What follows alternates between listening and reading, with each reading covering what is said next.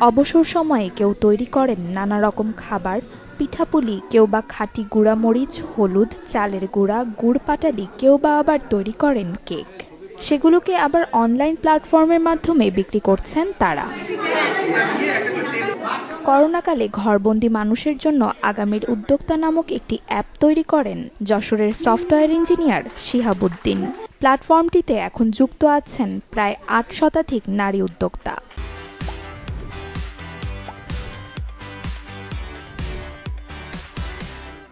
ওনাদের যে অবদান সেটা তো আমরা কখনোই অস্বীকার করতে পারবো না। আমরা জাস্ট খাবারটা তৈরি করে দিই, আমাদের কাস্টমারের দোরগোড়ায় পৌঁছে দেওয়ার দায়িত্ব সম্পূর্ণ তাদের। আমি পিৎজা ফাস্টফুড আইটেম নিয়ে কাজ করি, তারপরে এই ৮ মাসে আমি ৬ লক্ষ টাকা সেল করি। আমার টোটাল সেল এখন ৭ লক্ষ টাকা।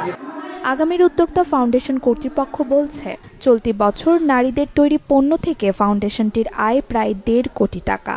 আর শুরু থেকে এখন পর্যন্ত ৫ কোটি টাকারও বেশি উপার্জন করেছেন তারা। যশোরের মতো করে এই সেম মডেলে আমরা সাতক্ষীরা এবং পার্শ্ববর্তী যে সকল জেলা আছে, নড়াইল থেকে শুরু করে চুয়াডাঙ্গা, প্রত্যেকটা জায়গায় যদি কোনো উদ্যোক্তা থাকে এরকম যারা চায় যে আমাদের সিস্টেমটা আপনারা দিন, আমরা ফ্রি অফ কস্ট তাদেরকে সিস্টেম দিয়ে দিব। ২০২০ সালে ৩০ জন নারী উদ্যোক্তা নিয়ে শুরু হলেও সময়ের সাথে সাথে সদস্য সংখ্যা বেড়ে চলেছে। অল্প সময়ে যশোরে ব্যাপক সাড়া ফেলেছে নারী উদ্যোক্তাদের এই প্ল্যাটফর্মটি। Desk report, channel 24।